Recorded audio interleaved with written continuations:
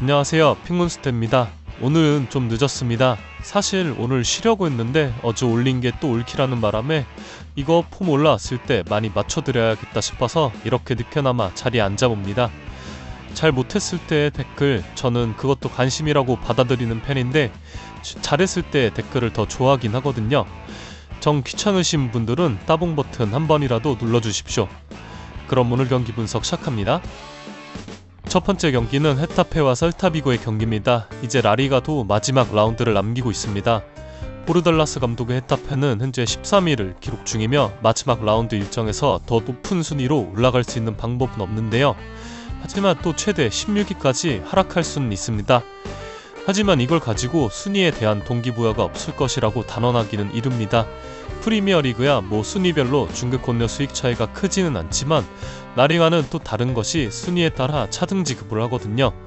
때문에 최종 순위가 더 낮아질 경우 그만큼 중계권 수익도 줄어들게 된다는 점을 알고 계셔야 됩니다.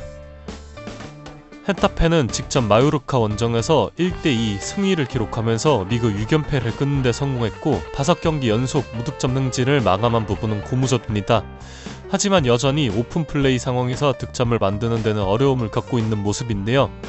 아무래도 마요랄이 이번 시즌 초중반을 통으로 날려버렸고 현재 복귀하긴 했지만 지난 시즌 같은 득점력을 전혀 보여주지 못하고 있습니다. 개인 폼 자체도 너무 떨어져 보이고요. 또한 주전 센터백 도밍고스 두아르테는 직전 경기 부상으로 교체되는 장면이 있었기 때문에 오늘 경기 결장 가능성이 높습니다. 셀타비고는 현재 리그 7위로 유로파리그 진출권에 있습니다. 지난 시즌 강등 위기였던 셀타비고가 이번 시즌 이적 시장에서 돈 쓰지 않고 이 정도로 순위가 수직 상승할 수 있었던 요인은 딱 하나, 히랄데스 감독의 공이 매우 크다고 생각하는데요. 지난 시즌 강등 위기 상황에서 중도 부임하자마자 베니테즈 감독의 전술색을 완전히 지워버리고 인계사를 필두로 한 자신만의 백스리 전술로 이렇게 올려놓은 것은 정말 대단한 일입니다. 또한 이번에 FA로 마르코스 알론소를 데려오면서 이 전술의 힘은 더욱 강해졌고요. 제가 정말 아쉬운 건 정말 좋은 감독을 만났지만 이제는 이아고 아스파스의 나이가 37세로 출전시간 관리가 필요하다는 점인데요. 지난 10년간 리그에서만 꾸준하게 공격 포인트 20개 넘게 기록하고도 팀은 항상 하위권에 있었던 것을 생각해본다면 히랄데스 감독을 조금만 더 빨리 만났으면 어땠을까 하는 아쉬움이 남을 수밖에 없습니다. 문제는 아직 셀타비고의 유로파리그 진출은 확정이 된 상황은 아닙니다. 앞서 말했듯 현재 승점 52점으로 7위를 기록 중인데 마지막 라운드에서 이 자리를 라요와 오사수나가 노리고 있습니다. 게다가 라요에게는 상대 전적에서 밀리고 있기 때문에 셀타비고로서는 이번 경기 승점 3점은 정말 필요하고 절실한 상황이라고 할 수 있습니다. 비록 원정이긴 하지만 그만큼 배당이 좋기 때문에 셀타비고의 승리로 가보겠습니다.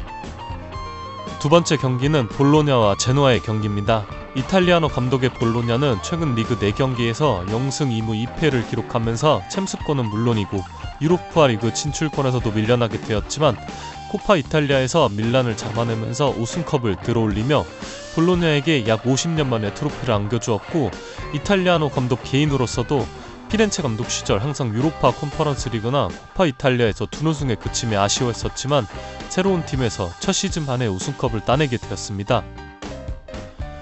볼로냐가 32라운드까지 4위 자리를 잘 지키고 있었음에도 마지막 안 좋은 성적으로 8위까지 내려왔지만 그래도 코파 이탈리아 우승컵을 안고 홈으로 돌아왔고 리그 마지막 홈경기에서 승리를 하면서 팬들과 우승의 기쁨을 나누는 그런 그림이 그려진다면 좋겠다는 생각이 듭니다.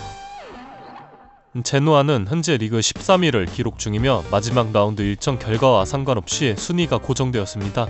개막 이후 리그 9라운드 기준 20위까지 추락했던 제노아는 빠르게 칼을 뽑아내는 모습이었고 비에이라 감독을 새롭게 선임한 이후 수비에서 안정감을 찾기 시작하면서 중위권으로 올라올 수 있었는데요.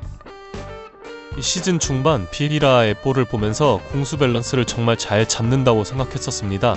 하지만 그 부분은 후반기에는 크게 해당이 없는 것이 최근 리그 6경기에서 0승 2무 6패를 기록 중이며 수비가 흔들리면서 많은 실점을 기록하고 있는 모습이죠.